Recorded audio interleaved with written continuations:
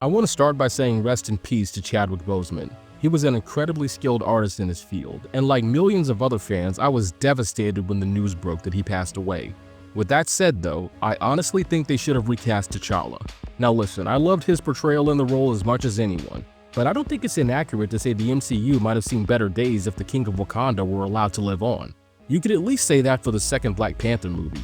If you liked it, that's awesome, but I didn't, and this is my channel. With Chadwick's untimely passing, Disney and Marvel Studios scrambled to come up with a new story, and it shows. If you don't know, director Ryan Coogler stated the original script would have focused on T'Challa building a relationship with his estranged son. That sounds like a natural progression of the story we had so far.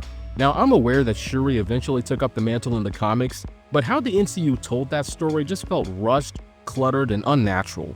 Also, I don't know if the Namor plot was originally there too, but that did not work for me either way. That was some Wattpad. It's not even like there's never been a recast in this universe, but there's an unhealthy notion among MCU fans that when an actor plays a character for a long time, they have some sort of monopoly on them. As if these same characters haven't been around for 40, 50, 60 years and gone through dozens of writers, artists, redesigns, reboots, and adaptations. And it's not all MCU fans, but a good amount of them. Let's take a look at the broader consequences of removing this character. In 2021, film reviewer E-Man petitioned the relevant parties to keep T'Challa in the MCU. TMZ reached out to people close to Chadwick for comment, and apparently his brother Derek agreed with the sentiment.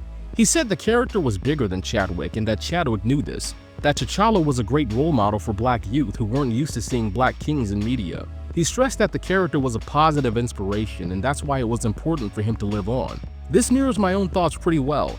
But even apart from all that, Chadwick was a professional. Not only did he take his craft very seriously, but he genuinely cared about the stories he took part in. I can't recall him ever giving off that he was self-absorbed enough to be okay with T'Challa's story not being continued if he couldn't play the role anymore.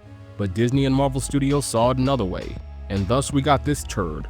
The majority of emotional weight audiences felt from Wakanda Forever was specifically because T'Challa's actor really passed away, and it felt manipulative on the part of Disney and the filmmakers. They didn't have to try very hard because they could just pass the movie off as a big tribute.